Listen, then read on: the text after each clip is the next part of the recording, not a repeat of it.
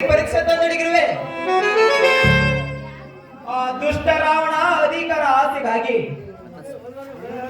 ದೇಸಾಯಿಗಳನ್ನು ಕೊಲೆ ಮಾಡಿ ನಮ್ಮ ಅಣ್ಣನ ಮೇಲೆ ಹಾಕಿದ್ದಾನೆ. ಇದು ನಿಜನಾ? ಒಂದು ವೇಳೆ ಅತಿ ಆಸೆ ಗತಿಗೇಡಿಸಿ ಎಂಬಂತೆ ನಮ್ಮ ಅಣ್ಣನ ಯಾಕೆ ಕೊಲೆ ಮಾಡಿರಬಾರದು? ಛೇ, ಇಂಥ ಏಸು ಕೆಲಸ ನಮ್ಮ ಅಣ್ಣ ಎಂದಿಗೂ ಮಾಡಲು ಸಾಧ್ಯವಿಲ್ಲ.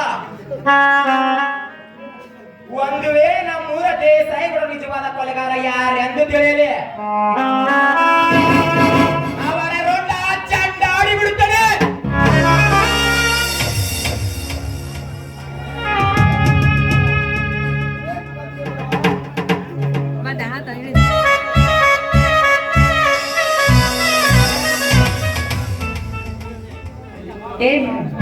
ಗಂಟೆ ಬಾರಿಸಿದರು, ಒಳಗಡೆ ಬಂದರು, ದೂರ ಸರಿದು ನಿಲ್ಲಬೇಕೆಂದು ಪರಜ್ಞಾನ ಬೆಳೆಯಲು ಕತ್ತೆ ಬಡವ.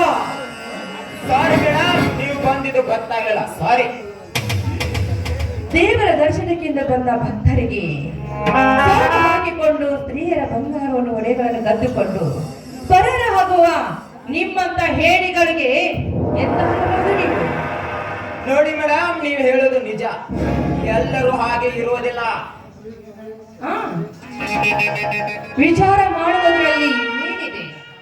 ಆದ್ರೆ ಕಳ್ಳತನದ ಕಳ್ಳ ಬೆಕ್ಕಿನಂತೆ ಸೋಗ ಹಾಕಿಕೊಂಡು ದೇವರ ಹೊಣೆಗಳನ್ನು ಬಂಗಾರವನ್ನು ಕದ್ದುಕೊಂಡು ಹೋಗ್ತಾ ಇದ್ದೀರಲ್ಲ, ಅದಕ್ಕಾಗಿ ನಿಮ್ಮಂತವರಿಗೆ ತಕ್ಕ ಶಿಕ್ಷೆ ಆಗಲೇಬೇಕು. ಈಗಲೇ ನಾನು ಪೊಲೀಸರಿಗೆ ಫೋನ್ ಮಾಡಿ 4 ಹೊದಿಸಿದರೆ ನಿಮಗೆ ಒಳ್ಳೆಯದಾಗುತ್ತೆ. ಯಾತಕ್ಕಾಗಿ ಪೊಲೀಸರಿಗೆ ಫೋನ್?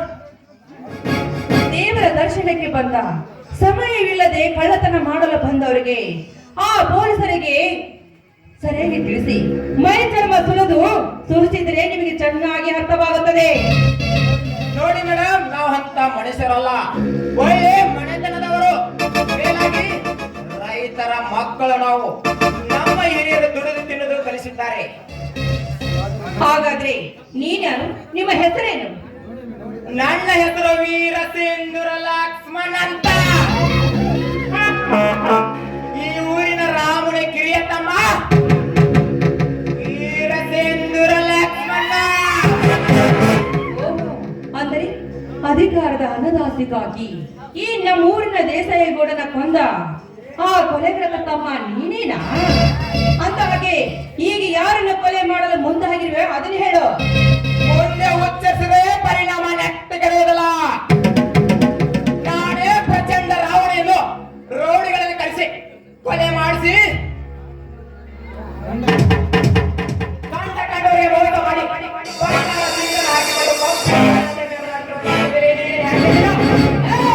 ಬೇರೆಯವರ ಬಗ್ಗೆ ಮತ್ತೇನು ಮಾತನಾಡೋದು ಒಳ್ಳೆಯದಲ್ಲ. ನೀನು ನನಗೆ ಗಂಡವೀರ ಅನ್ನುವೇನೋ ಬಡಕುಂಡೆ. ದುಡಿಯಲಾರದ ನೀನು ಹುಟ್ಟ ಮನೆಗೆ ದ್ರೋಹ ಬಗೆಯುವ ನಾಲಾಯಕರು ಎಷ್ಟಿಲ್ಲ ಈ ಜಗತ್ತಿನಲ್ಲಿ. ನಾಲಾಯಕರು ನಾವಲ್ಲ, ನೀವರು. ಈ ದುರ್ಗಾಪುರರಾಗಬೇಕೆಂದು ದೇಸಾಯಿಗಳನ್ನು ಕೊಲೆ ಮಾಡಿ ಆ ಪಾತ್ರವನ್ನು ನಮ್ಮ ಮಣ್ಣನ ಮೇಲೆ ಹಾಕಿದಾರಲ್ಲ, ಆ ಲುಚ್ಚಾಣನ ಮಕ್ಕಳು ನಿಮ್ಮ ಅಣ್ಣನವರು ತಾವು ಮಾಡಿ ತಪ್ಪನ್ನು ಒಪ್ಪಿಕೊಂಡು ನಮ್ಮ ಅಣ್ಣನನ್ನು ಬಿಡಿಸಿಕೊಂಡು ಬಂದರೆ ಸರಿ. ಒಂದು ವೇಳೆ ನಾವು ಬಿಡಿಸಿಕೊಂಡು ಬರದಿದ್ರೆ ಏನು ಮಾಡುವಿಯಾ? ಸ್ವಾತಂತ್ರ್ಯಕ್ಕಾಗಿ ಹೋರಾಡಿದ ವೀರಸಿಂಧೂರ ಲಕ್ಷ್ಮಣ, ಸುರಪುರದ ವೆಂಕಟಪ್ಪ ನಾಯ್ಕ,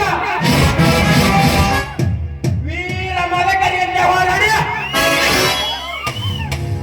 ಈ ಲೋಕದಿಂದ ಕಳಿಸಿಬಿಡುತ್ತದೆ ಬಲು ಮತ್ತೊಬ್ಬರ ಕೈಗಳಿಗೆ ದುಡಿಯುವ ನಿಮ್ಮಂತರಿಗೆ ಎಷ್ಟು ಸೊಪ್ಪಿರಬೇಕಾದ್ರೆ ಮೃಷ್ಟಾನ್ನ ಭೋಜನವನ್ನು ಸವಿದ ಆ ನಮ್ಮ ಅಣ್ಣನ ಪೋರೇಷನ್ ಮುಂದೆ ನೀನೇನು ಮಾಡಲಾರೆ.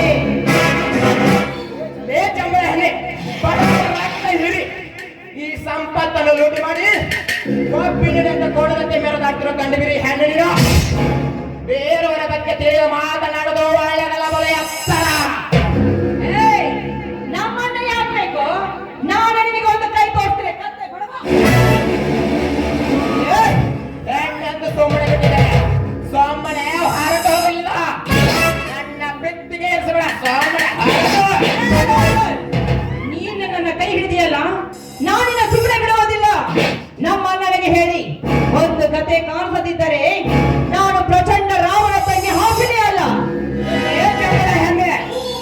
ಅಂತ ಹೆಣ್ಣುಗಳನ್ನು ಸಾಕಷ್ಟು ನೋಡಿದ್ದೀನಿ. ನಿನ್ನ ಜೊತೆ ಮಾತನಾಡಿ ರಕ್ತ ಸುಟ್ಟುಕೊಳ್ಬೇಕಾಗುತ್ತದೆ.